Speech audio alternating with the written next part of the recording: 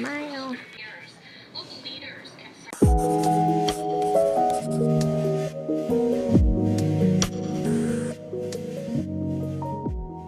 Hey y'all, hey, welcome back to my channel, and if you're new here, welcome friend. It's your girl Tanisha, and in this video I'm going to be getting personal, and I'm going to be taking you along on my fibroid journey, my decision to have surgery, and what the healing process has been like over the past 2 months. I'm gonna be real with you when I say that I had every intention of documenting this journey. I wanted to take you day by day, show you how I was healing, what I was doing, but as I was in the trenches of the ebbs and flows that I was going through mentally and emotionally, I was just like, I need to take it day by day, and I'm gonna follow up with y'all with this informational video. Before I get started, I wanna make it extremely clear that I am not a medical professional. What I'm saying in this video is not law, and we all know that what works for some may not work for all. What I encourage you to do is that if you have any specific questions or concerns, to please consult a medical professional, but I am definitely here to answer as many questions about my journey and just in general that I can. But I really wanted to make this video because I think it's important for us as women, but especially Black women, to talk more about our experiences with fibroids, because many of us are suffering in silence, and then a lot of us are not really being connected to medical interventions at an early point, or even if at all. And I just think it's important for us to have more conversations and to really understand what our options are out there.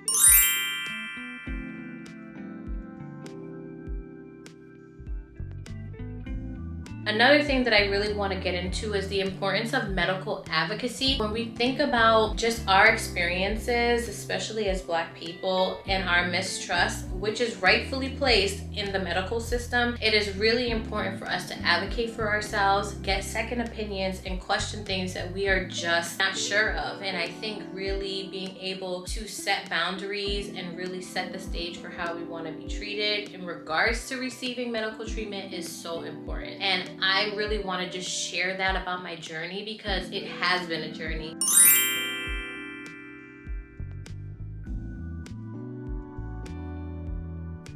Many people don't even know what fibroids are.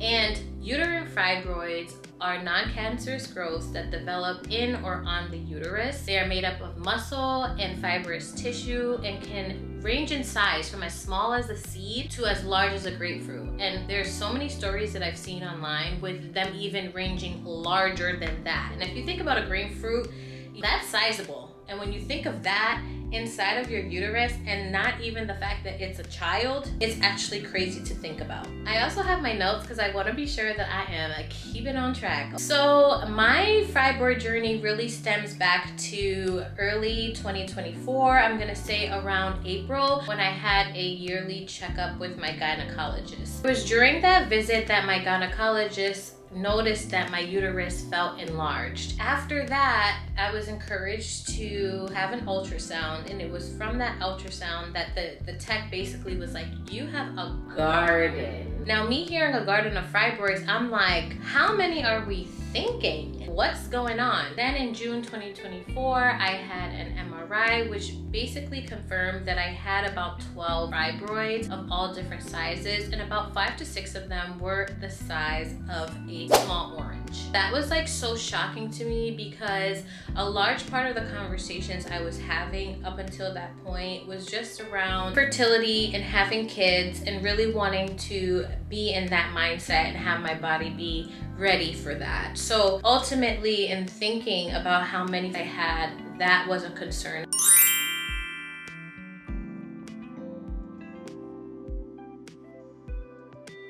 But also too, I was suffering during my periods. I had symptoms that ranged from bloating to severe cramps, heavy bleeding, in which I had to map my whole week around, and sometimes I had to actually call out of work at least once a month. I also had fatigue, body aches, and also headaches.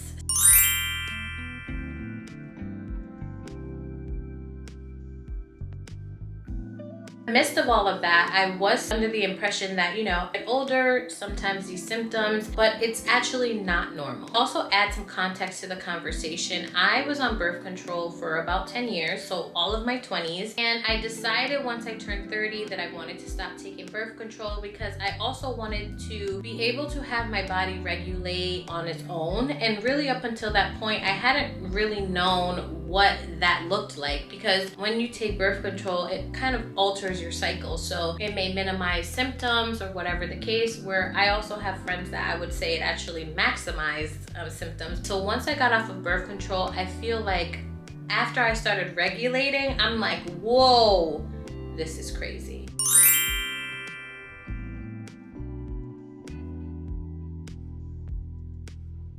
Fast forward to 35, I'm finding out I have all of these fibroids. And I don't know the connection to it all, but what I will say is that a recommendation in terms of treatment of fibroids is to be on birth control. So I think that's a little food for thought. I don't know. I was really at a crossroads between what I really wanted to do.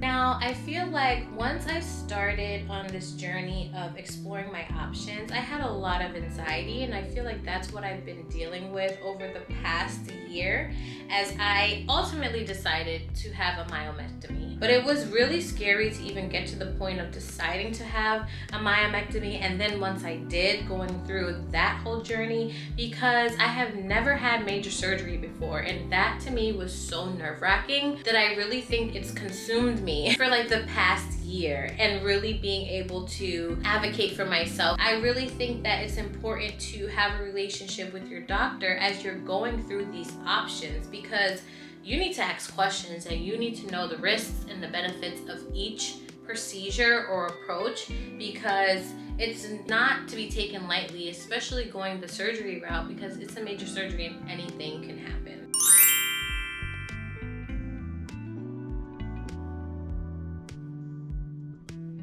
Ultimately, I decided to have an abdominal myomectomy, which is basically similar to a C-section procedure where they open up your uterus through your abdomen and remove the fibroids from there. It's actually a little bit more intense than a C-section, because ultimately with a C-section, they're just making one incision, taking the baby out and closing you up.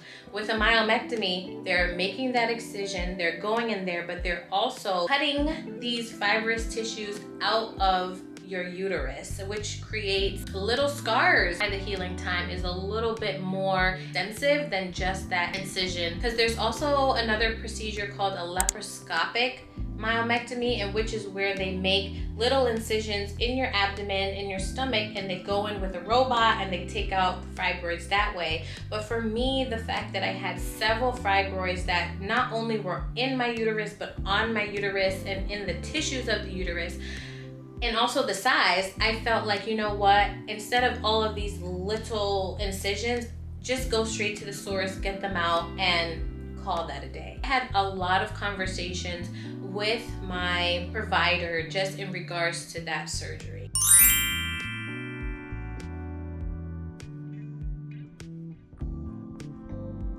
As I mentioned before, I had a lot of anxiety to the point that it actually put me into somewhat of a depression. And I was working really hard with my therapist to really try to shift my mindset, because I was getting too focused on the cutting and the change of my uterus. I've had this uterus all my life, now it's gonna be different. I was so ingrained in that there was a shift that happened about a month before, the surgery, where I was like, Tanisha, you've gotta calm down. Like, you need to calm down, because you also need to go into this surgery with a sound mind, and you just have to commit to this and just do it.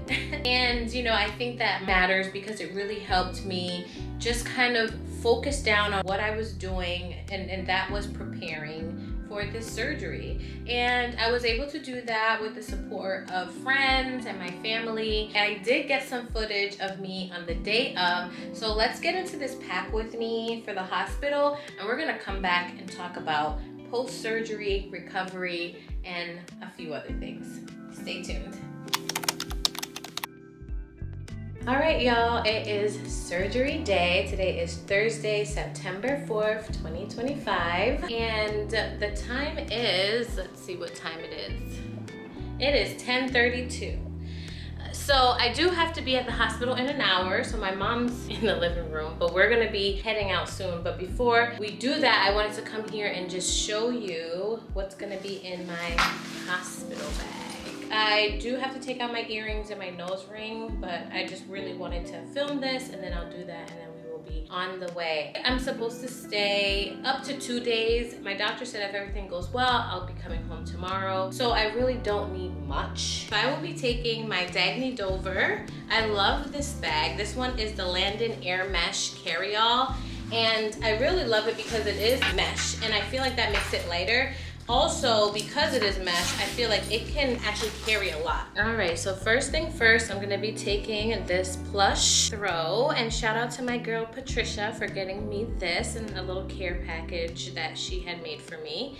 So hospitals are pretty cold, and I don't like being cold, and those sheets that they be given do not really give the warmth. I'm bringing a pair of pajamas. I'm gonna be taking this Fenty Savage set that I literally love so much. It's like long plastic here because I can't have a lot of pressure in this area, and it's long sleeve as well. So there's that. I'm a roller. I'm a big fan of rolling your clothes because I feel like it creates more space. So I'm gonna roll that. All right, so then I'm gonna put in my pajamas. These are a pair of sweatpants for tomorrow. Again, baggy, a lot of space. So I'm gonna roll those up, kind of thick, but that's to come home in. Then I have I have 2 t-shirts, because you just never know. You gotta be prepared. A pair of socks and 2 pairs of underwear. And my toiletry bag. I got this from Amazon, and I absolutely love it because it literally fixed everything that I need, and now I just grab this bag and I'm all set. And then I'm just gonna put my toiletry bag in here like so. All right, bringing my charger.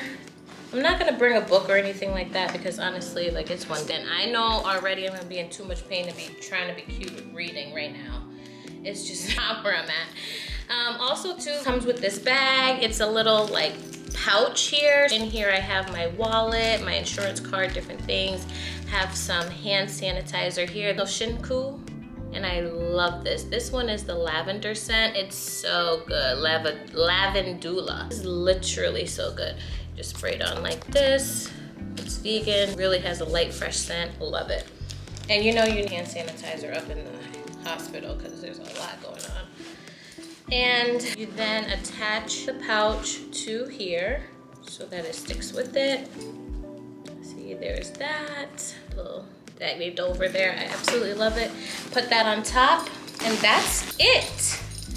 My bag is all packed and ready to go. It's not heavy at all, so my mom can manage. Oh, most important thing, don't be me. My bonnet, I need the bonnet. All right, so let's get the bonnet in there.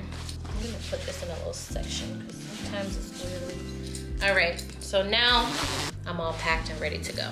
Really, my hospital fit. I just some, some workout shirt and some fuzzy warm socks and my Crocs slides. And I have this lock bob. It's really cute, but I put it up like this. I really wanted to do the lock bob because I felt like I needed my hair out of the way, especially for the hospital part of this all. And then there's the healing. I don't really want to deal with my hair for at least the next couple of weeks. My beautiful mommy is here to help me and to take care of me. So we are just like hoping for the best, I'm not even into the feels of it all right now. I'm honestly just trying to stay calm and trying to stay positive. That's where I'm at. So right now I'm just going to take out all of my jewelry because we're going to be heading out in the next 20 minutes or so. And then I will check in with y'all later.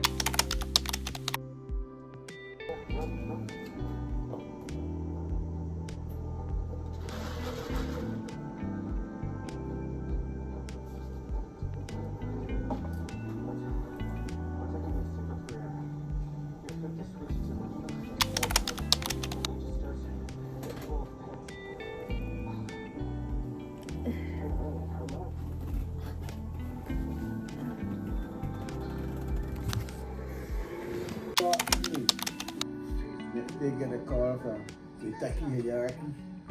Where you at? Okay, so welcome back. Thanks for sticking with me. I just want to get real up close and personal, and just to let you know that I'm about to show you what my fibroids look like. I had 9 of them removed, and I just want to say that if you are not into seeing gory like things, please just fast forward. There's going to be an image coming up shortly.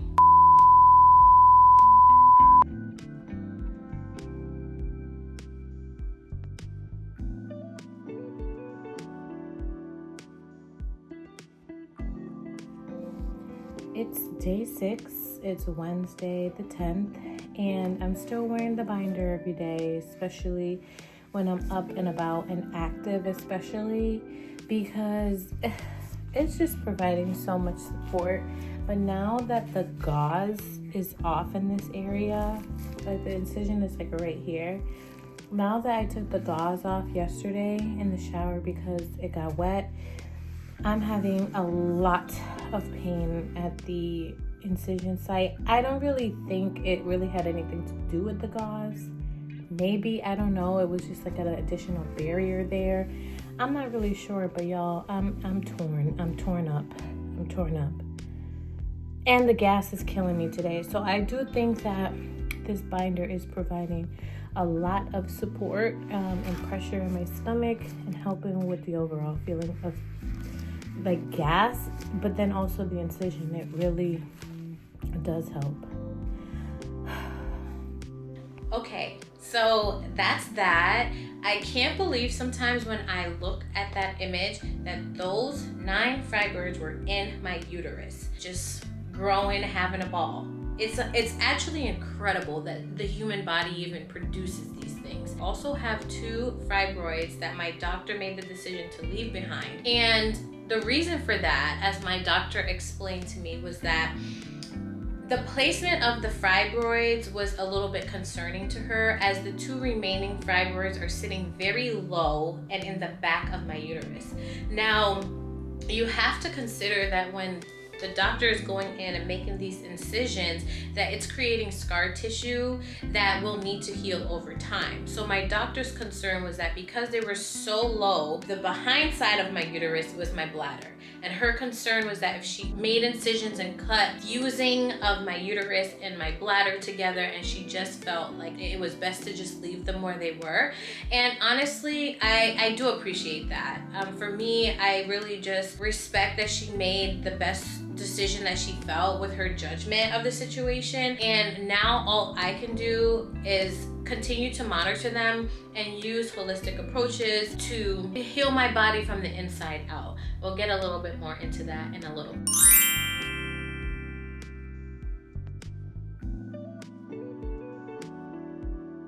Now, recovery, let me tell you, was very humbling. Okay, and as a first generation, oldest daughter, hyper independent woman, it was hard for me to sit still. Luckily, I was in a position where I took 6 weeks off of medical leave, and to be quite honest, if I could go back and do it again, I would do 8 weeks, just because I would say it took 3 weeks for me to feel okay, 4 weeks for me to feel a little bit more like myself, and then the last 2 weeks is kind of when I felt, especially the last week is when I kind of felt like, okay, I can be ripping and running to a degree, but I just wish that I had taken more time. But it was so hard for me to even take those 6 weeks, and I needed support. I couldn't lift more than 15 pounds. I'm so thankful for my mother. My dad was, also helpful as well. My mom stayed with me for 2 weeks, and she cooked and she cleaned, and we watched TV together, and she kept my company, and it was so good to have her here, because without her, I just don't even know. I just don't even know. So shout out to you, Sonia. You're the real MVP here. I just spent that time to just take it easy, to lay down, to take naps, to just, relax without having to worry about work. I also really wasn't in an inspirational space to really even create content. I did share some updates on my story, but a lot of it was spent just in pain. I was just like, this is just so uncomfortable. hospital. I spent 2 nights in the hospital. I will say that the nurses and doctors at Bay State Medical were phenomenal. People have their opinions, but I had a great experience and I felt like they were so attentive to me, and it was just what I needed. And I didn't want to go home right away because I'm like, if there's anything to go wrong, I want it to be here in the hospital and people who can address it as soon as possible. I'm just gonna share some tips here for you. You know, if you're preparing for this surgery, here are some things to remember. Clean your home before your surgery. I did a deep cleaning. I cleaned like every inch. I made sure that I did not have to want for anything, at least for 1 week. You know, even though my mom was here, I didn't want her cleaning stuff. I did my laundry, just do all of that. So when you're coming home, you have a fresh home that you don't even have to worry about. Go grocery shopping and stock up on your favorite snacks and, you know, all the foods, water especially. Yes, get that out of the way before, so again, you have like at least a week where you don't have to worry about those things. Wear loose and high-waisted clothing. It's interesting because that was a recommendation from my doctor, but ultimately I really felt better when I was wearing my compression wrap or binder. Like the pressure on my stomach really made me feel like secure. It was like a warm hug that when I was having a lot of pain, like it really just helped. So I wore a lot of leggings. I didn't wear anything baggy because I felt like there wasn't enough support. Keep up with your medication management so you can control the pain as much as possible. I was taking a combination of Tylenol, ibuprofen, I had some low dose Oxycontin, and the rotation of those things were really helpful. And because I'm not really great with pain, like especially when it comes to abdominal or like cramps, things like that, no. I was moaning and groaning for like 2 weeks straight. And when you don't keep up on the medication and you let the pain build and get really bad, it takes longer for you when you finally decide to take the medication to have relief. So I think for the first 2 weeks, it was really, really important for me to just stay on that regimen because that was helping a lot, because my pain stayed at a 5 for like 2 weeks. And a 5 is a lot when you really think about it. In the hospital, it was like an 8.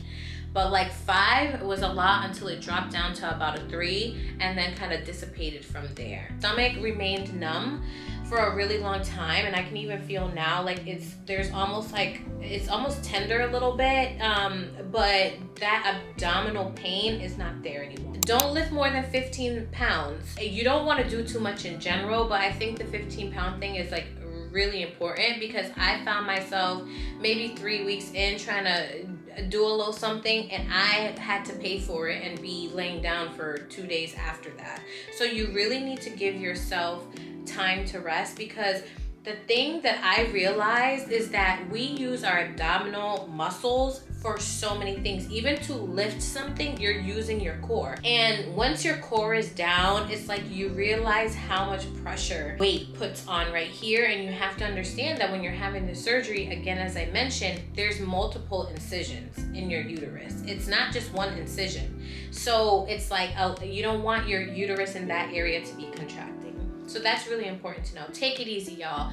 Just take it easy. Try to walk each day, even if it's a little bit, and even if it's uncomfortable. Like I was getting out at least once a day to walk around because, you know, being laid up is not good. There's muscle breakdown that can happen. So try to stay active and keep your body working. I also feel like the walking helped my digestive system. I will tell you, using the bathroom for the first time, urinating in the hospital, that was crazy. That was crazy. And then I really struggled with gas. Like there was so much gas. When you're filled with gas and it doesn't come out, it was like up here. I was feeling the gas here. It felt so uncomfortable, and I was taking like some Gas-X pills that my doctor had prescribed for that. But my digestive system really wasn't running, and it took some time before I was making like regular bowel movements. So walking helps, and drinking a lot of water, staying hydrated also helped as well. So just try to remember these things and do what, again, works best for you.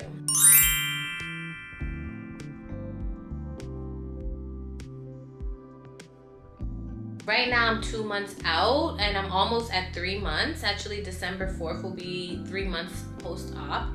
And I've started going back to the gym. I've been in the gym 3 days a week for the past 2 weeks. I am very low weight, using body weight mostly, but I feel good. And I think the most important part about that whole journey is that I am trying to be consistent, right, with the routine. So I know that if I'm not going to the gym early in the morning before work, I'm not going. And that's the reality. I just know that after work, I'm not motivated to go at 6 o'clock at night. It's just not gonna happen. So with me knowing this about myself, it's important that I get my butt up at 5:30 and get to the gym at least by 6:30. So that's what I'm training myself to do, that no matter if I feel tired, if I feel that I don't wanna go, it's too cold, I need to still get there and I need to show up for myself. And I think that that has been so important for me.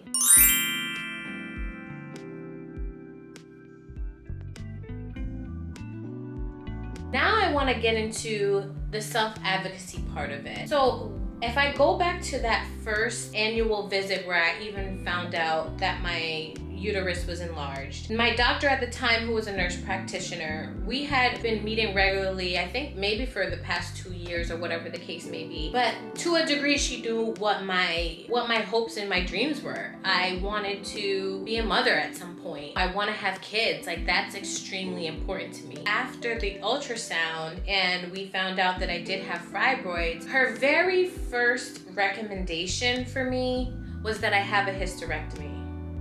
And if you don't know what a hysterectomy is basically the removal of your uterus. And for me, during that appointment, the level of distrust that I had for this lady came up to the surface. Like, I wouldn't say that I've ever judged or second guessed her recommendations, but at that point I did. And this was a white woman, and I was like, wait a minute, what do you mean a hysterectomy? Why at 35 years old, actually at the point 34 years old, would I get a hysterectomy? If you know from countless conversations that we've had that I want to have children, why would you recommend that as the first thing? And that to me made me worried, and I think added to why I had so much anxiety about even having surgery, because you go in for one surgery and then you come out, something else is missing. All I was afraid of is that they were going to take my uterus. I just couldn't even, like, even thinking back to how I felt when she recommended that, I was so uncomfortable. Then when she forwarded me to the specialist and I had that first initial meeting with my doctor, she came into the room and the first thing she said was like, so, hi, so you're here for a hysterectomy. And I said immediately, who told you that? Was it in the notes from this lady from, the practice? And she was like, oh, they, sometimes they use different codes and different things. And that right there really rubbed me the wrong way. I said, even to this point, this hysterectomy is being communicated in files or in codes, or I didn't like that, because I'm like, what do you mean? This is the second time somebody's saying, hey, you want a hysterectomy. No, I don't want a hysterectomy. And she tried to salvage that. But what I will say is that I didn't initially have a good vibe from my surgeon, because what I came to find out later is that she was expecting, and I think that her mind was elsewhere on, I'm about to go out on maternity leave, because I felt like there were gaps in, communication and follow-up that I really didn't appreciate. So after my initial visit with her, she recommended that we get an MRI, which was when we then confirmed that I had all of these fibroids, right? The first MRI. I had the MRI done in June, and then she had said, after the MRI, I'm gonna follow up with you. I mean, I got the images in the portal, but what are those images except for black blobs that the average person like me or you, I'm not gonna know what those are. I need you as a medical professional to sit down and say, this is that, this is this, this is that. I had to call the office to say, am I gonna talk to this lady? And because I called, then she called, and I had a telehealth. She explained all of these things to me. And then we were going to go into start scheduling appointments and the surgery and such. Didn't hear from this lady. Didn't hear. I then called the office again, and they're like, oh, she's out for medical leave. So I was just like, no, I'm just gonna leave it. I'll wait for her to come back. My reason for that was that at that point, I didn't really feel like I wanted to rush into surgery with somebody new. I mean, I don't even know you, and now I'm just gonna be scheduling the surgery. And so I was like, you know what? I don't think that it's the time for me right now to have this surgery. And I just left it. I then received a call earlier this year, and I think it was like March, which was now a year from when I found out the first time that I had fibroids, right? And then they called and say, oh, well, you know, the doctor's back and we would like to schedule the surgery. And I said, you know what? I would like to have a meeting with her and start from the beginning.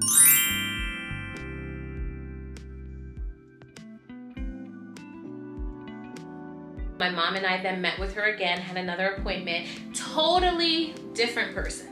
Totally different person in terms of how she showed up, how she handled me, how she handled my questions. And I really made it clear that I need the continuity of follow-up, of communication.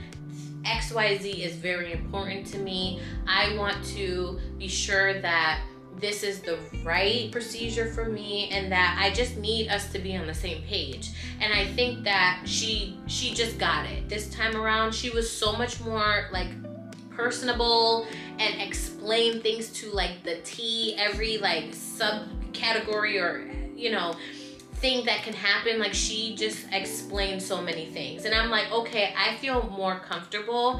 And from there we just started scheduling. She recommended that I also have a biopsy done of my uterus, because to her it was very important that they assess everything first before the initial surgery. And her reasoning for that was that she didn't want to then go into the surgery, open me up, then she's seeing things that can be concerning. So in June, I had a biopsy done on my uterine lining, which I was put under anesthesia, and then I had testing on that uterine lining. You know, we were checking for any cancerous cells, and it just came back that, you know, everything was like negative in regards to that, and that my uterine lining was in great shape. One of the major roles of the uterine lining is that that's where a fertilized egg is gonna attach, and it's just very important. And luckily, none of the fibroids that I had were around that area, so it was just like clear, and she was really happy with that. Fast forward to me then having a pre-op where she went through the whole procedure, pre-surgery prep. She gave me all the things. She ordered all of my medication, which I picked up and had prior to the surgery. And around that time, I would say August, that's when I had that mindset shift, and I was just ready to do the thing. I just felt a lot better, but I feel like had I not prioritized my voice, the fact is, no, I don't want my uterus taken out, and I need that to be clear which surgery I'm going for, and that, hey, this is how I want to be handled. This is what I need from you as my provider. If we're gonna go down this journey where you're giving me this surgery, I need us to be on the same page. I need your communication to be up to par. When you say you're going to do something, I need you to do it. And if not, I need the nurses to be following up, like, what's going on? I think that since then, and we got on the same page, it's just, we have a lovely relationship now, and she's just so knowledgeable, and I would definitely recommend her, but I do think that it's important to advocate for yourself. And we decided that she's gonna just continue to monitor the 2 fibroids that I have. So in December, I'm gonna have another ultrasound just to see how my uterus is doing, check those fibroids, and then for us to continue planning and having ultrasounds every couple of months.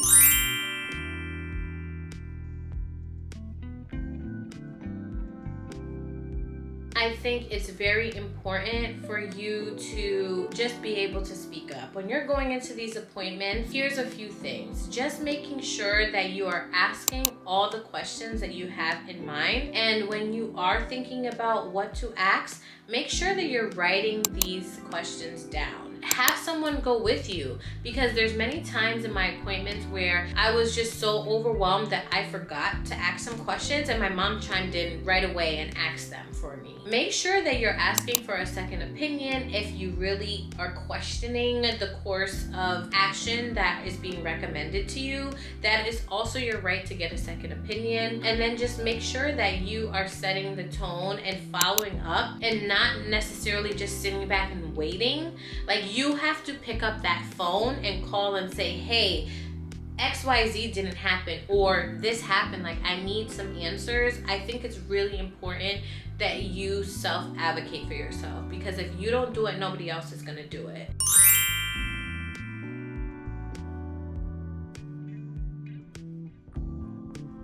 As I think ahead, I am just trying to center my overall health and wellness. And I mentioned earlier that I am going to the gym, and I really want that to be embedded in my routine just in general, and something that I just work through. That is a journey that I've always stopped and started, start and restart, stop, pause. And I just really want to just be consistent, at least with that part, because I feel like in me doing so, like I'm just gonna strengthen my body and then my mind, and just get in a better place than I was before. I also want to lose some weight, but that's mainly dietary, right? And I really want to focus on an anti-inflammatory diet, which really focuses on whole foods, cutting down on like dairy and red meat and different things like that, which is very difficult because I love me some dairy. Even though I've made healthier choices, I prefer almond or oat milk. I love me some cheese. Like, I love cheeses because I feel like you just can't substitute cheese, and occasionally like ice cream and different things like that. But I think where I'm at with my diet is that I relatively eat pretty healthy for the most part, so it's just really like cutting down the sweets and the sugars. And really, I just appreciate if you made it to this part of the video. I just really wanted to share my experience, so that if you are thinking about having surgery, or if you're suffering with fibroids, just to let you know that you are not alone, and that if you have a crazy period, like, that's not normal, and that I really recommend that you consult your medical professional, and that you can just get the care that you need. There's so many challenges I feel like women, and especially Black and brown women, and then specifically Black women, we deal with, especially with our feminine health, that we have to stay on top of. And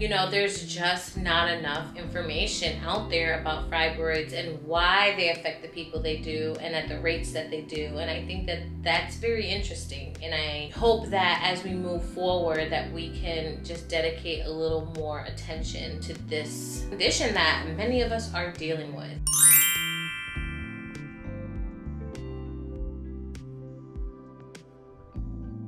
But overall, I'll say that I am feeling stronger, I'm feeling better. One of the things I actually didn't talk about, I've had 2 periods in the past 2 months, and I'm recognizing differences between the numbers of days I have heavy bleeding has definitely decreased, and the amount of symptoms that I'm having has also decreased. Like, I have still had cramps, not as bad as they were, but the majority of the other symptoms I haven't really experienced, which is interesting. And still, I'm still gonna monitor all of that, because, it's just 2 months in. I really just want to see for at least the next 6 months, like, how things shape up. But already I'm seeing a lot of changes. I feel like my scar was just done so beautifully. It's healing well, so I have no complaints in regards to that. And also, I didn't mention, I lost 7 pounds, okay, with the removal of those fibroids. So right there, it's already saying that, like, listen, I got this, okay? But I'm just happy to have had a successful surgery. The support that I've had around this, I think, has been wonderful, especially with my loved ones and, my family and my close friends. Like, I really appreciate all the support that I've gotten from my friends and family. And, I just want to pay it forward and, give any support to others that are also going through this journey, because it's just a lot.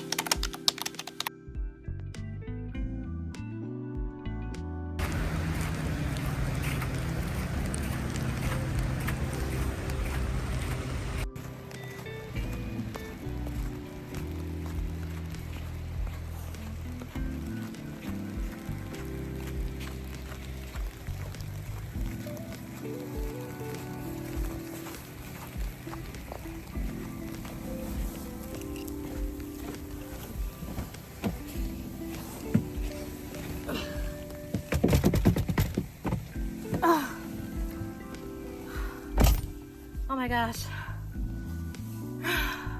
The weather today is absolutely treacherous. It's raining now, but it was snowing, so it's so slushy and cold, and it was such a troop to even get here.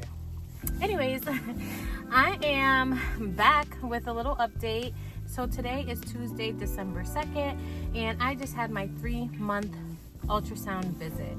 And I actually became a little bit emotional just seeing my uterus on the screen. The technician was giving a lot of like positive reactions. She was like, wow, your uterus looks so good compared to the ultrasound I had prior to my procedure. She checked my ovaries, which she saw a lot of follicles, and you know, I was emotional about that. She checked my endometrium, which she was like, that looks really good. And I was just really happy about that. She was like, you know, are you gonna be trying? And I'm like, I'm trying to try. I gotta find somebody who's serious first.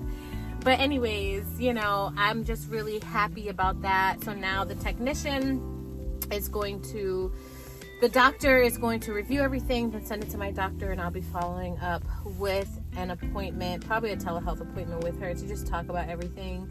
But I just can't even believe, I'm emotional, and I don't even want to cry because I gotta go back to work.